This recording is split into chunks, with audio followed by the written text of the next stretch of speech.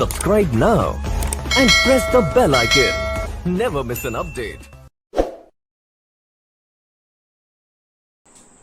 Hello दोस्तों, maxima education point में आप सभी लोगों का मैं स्वागत करता हूं। जैसा कि आप जान रहे हैं कि यूपी पेट को लेकर के हम लोगों ने इस गणित विषय को, मैथ विषय को इस प्रकार से शुरुआत की है कि आप सभी लोग उसमें 25 में से 25 नंबर प्राप्त कर सकें। तो देखिए, जैसा कि आपने देखा कि क्या क्या चैप्टर्स हैं, आज हम लोग मेनली उन्हीं चीजों पर बात करने वाले हैं। लेकिन मुख्य रूप से जो सबसे ज्यादा स्कोरिंग पार्ट है उस चीज को भी हम देखेंगे। आप सभी लोग इतना जरूर जानते हैं कि पेट के द्वारा बताए गए मैथ के सिलेबस में छोटे छोटे चैप्टर्स को मिलाकर के 5 नंबर और उसके बाद 20 नंबर अलग से रखे गए हैं। तो इस तरीके से आप जितने भी लोग जुड़े हुए हैं उनके साथ साथ वो सभी लोग वीडियो को ज्यादा से ज्यादा शेयर करें, जिससे इस तरीके से जैसे हम बेसिक ढंग से पढ़ाई कर रहे हैं आप सभी लोगों को इसका फायदा हो सके। देखिए, हम लोग यहाँ देखने वाले हैं यूपी ट्रिपल एससी पेट में मैथ के कंप्लीट सिलेबस को, साथ ही साथ एक चैप्टर की शुरुआत भी आज हम करेंगे। तो देखते हैं। सबसे पहले आपने देखा कि पूर्ण संख्या, भिन्न दशमलव, प्रतिशतता, साधारण अंकगणितीय समीकरण, घात और घातांक, वर्ग तथा वर्गमूल और औसत, इन सभी चैप्टर्स को मिला करके कुल 5 नंबर या 5 प्रश्न आपको देखने को मिलेंगे। अर्थात आपको 2, 2, 4, 2, 6 से 7 चैप्टर पढ़ने पड़ेंगे, तब जाकर के आपके 5 नंबर सिक्योर होते हैं। लेकिन अगर आप बेसिक ढंग से इनको पढ़ने का प्रयास करेंगे तो 5 में पूरे 5 नंबर आप प्राप्त कर सकते हैं। चलिए देखिए, इसके बाद जो सबसे महत्वपूर्ण पोर्शन आपके सिलेबस में दिया गया है वह ग्राफ की व्याख्या तथा विश्लेषण, साथ ही साथ तालिका की व्याख्या तथा विश्लेषण को इसके अंतर्गत बताया गया है।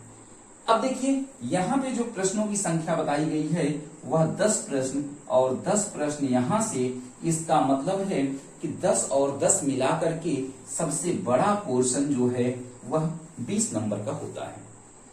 जैसा कि आप लोग लगातार देख रहे थे कि जो भी कोचिंग से या जो लोग भी पढ़ा रहे हैं वे सभी लोग यहाँ से शुरुआत करते हैं बेसिक से। लेकिन हमें ये लगता है कि बेसिक के जो भी चैप्टर्स हैं आप सभी लोग थोड़ा कुछ ना कुछ जान रहे हो, और सभी के लिए एक चैलेंजिंग पॉइंट जो होता है, एक खतरनाक चैप्टर जो होता है, जिसे हम डीआई के नाम से जानते हैं। आप सभी लोग अपने आप से पूछिए कि किसे डीआई जो है बहुत अच्छी तरीके से आता है। डेटा इंटरप्रिटेशन के नाम से हम इसे जानते हैं, और इसी डीआई डेटा इंटरप्रिटेशन के अंतर्गत यह ग्राफ और तालिका की व्याख्या और विश्लेषण को हम पढ़ने का प्रयास करेंगे।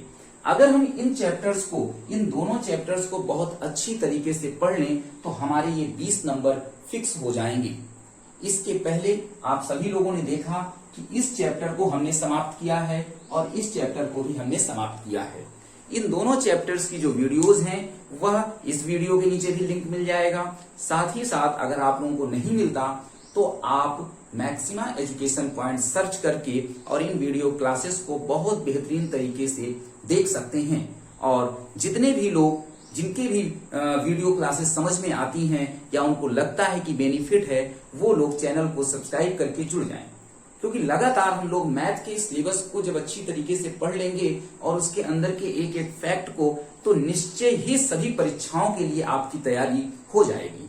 अब देखिए, बहुत सारे स्टूडेंट्स के मन में यह संशय उत्पन्न हो रहा था कि सर, ग्राफ की व्याख्या तथा विश्लेषण, तालिका की व्याख्या तथा विश्लेषण में 10 से 20 प्रश्न हैं, तो इन 20 प्रश्नों में प्रश्न आएंगे कहां से, वो कौन कौन से चैप्टर्स हैं और कहां कहां से हमें पढ़ना पड़ेगा, इन सभी चीजों के बारे में आज हम बात करने वाले हैं। ग्राफ की व्याख्या तथा विश्लेषण में सबसे पहला जो टॉपिक आपको देखने को मिलेगा वह मिलेगा पाई चार्ट। पाई चार्ट जो कि आप लोग थोड़ा बहुत जानते होंगे, ठीक, ये क्या है, पाई चार्ट है। दूसरे नंबर पर, इसी ग्राफ के अंतर्गत जो दूसरे नंबर पर मिलेगा वह मिलेगा जिसे हम लोग दंड चित्र कहते हैं। क्या कहते हैं? दंड चित्र चैप्टर, अर्थात बार डायग्राम। इसके साथ साथ आप देखेंगे कि हम लोग आयत चित्र और साथ ही साथ रेखीय आरेख को भी देखेंगे।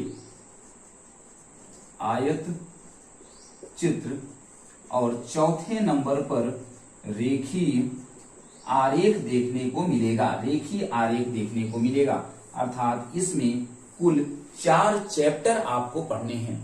ये आयत चित्र क्या है? इसे हम हिस्टोग्राम के नाम से जानते हैं। किस नाम से जानते हैं? हिस्टोग्राम्स के नाम से जानते हैं। और ये जो है आपका लीनियर डायग्राम होता है।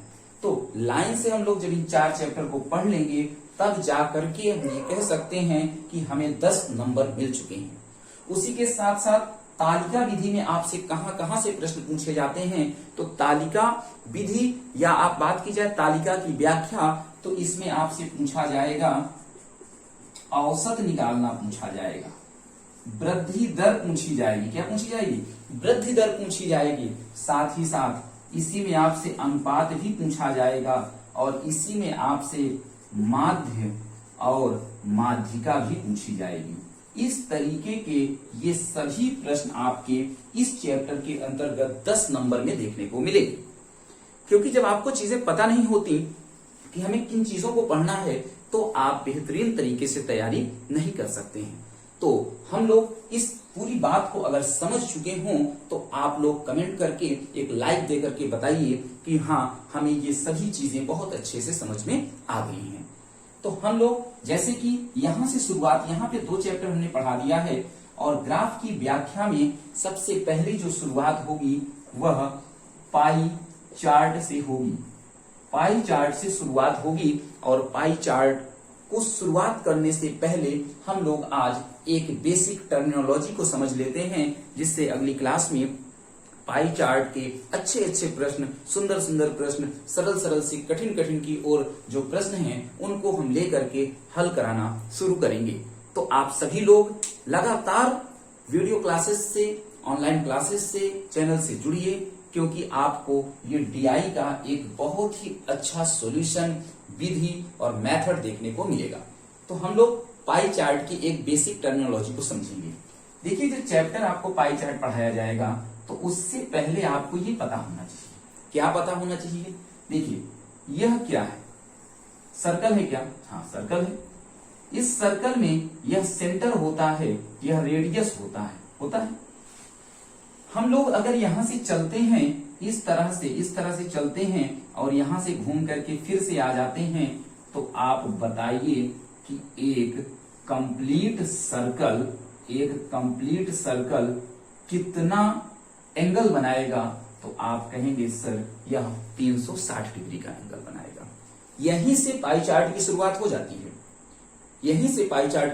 हो जाती है। अगर किसी को नहीं समझ में आता तो कमेंट करिए। कंप्लीट साइकिल कितना बनाती है? 360 डिग्री बनाती है। और आप ये भी जानते हो कि जब हमें कंप्लीट चीजें मिल जाती हैं, जब हम उसे प्रतिशत में निकालना शुरू कर देते हैं, तो वह 100%। जैसे हमको चाहिए था 100 पेन, हमें 100 पेन मिल गई। कंप्लीट, इसका मतलब 100% मिल गया। तो हम ये कह सकते हैं कि ये कंप्लीट सर्कल जो है, कंप्लीट सर्कल यह 100% के इक्वल होगा। हो सकता है। तो अब देखिए, कंप्लीट सर्कल ये भी है, तो दोनों एक दूसरे के बराबर हो सकते हैं। 100% इक्वल टू 360 डिग्री। तो यहां से 10% इक्वल टू कितना होगा? 36 डिग्री। तो 1% की वैल्यू कितनी हो जाएगी? 3.6 डिग्री के बराबर होगी। इस बात को आपको याद रखना है, बहुत आसान है। Complete circle 360 degree, complete circle 100% is equal to 360 और 10% equal to 36 degree, then 1% equal to 3.6 degree. ये बेसिक टर्म आपको समझ में आ जाना चाहिए। इसी के साथ ही हम लोग अगली क्लास में इस पाई चार्ट को बहुत आसान से समझने का प्रयास करेंगे। धन्यवाद।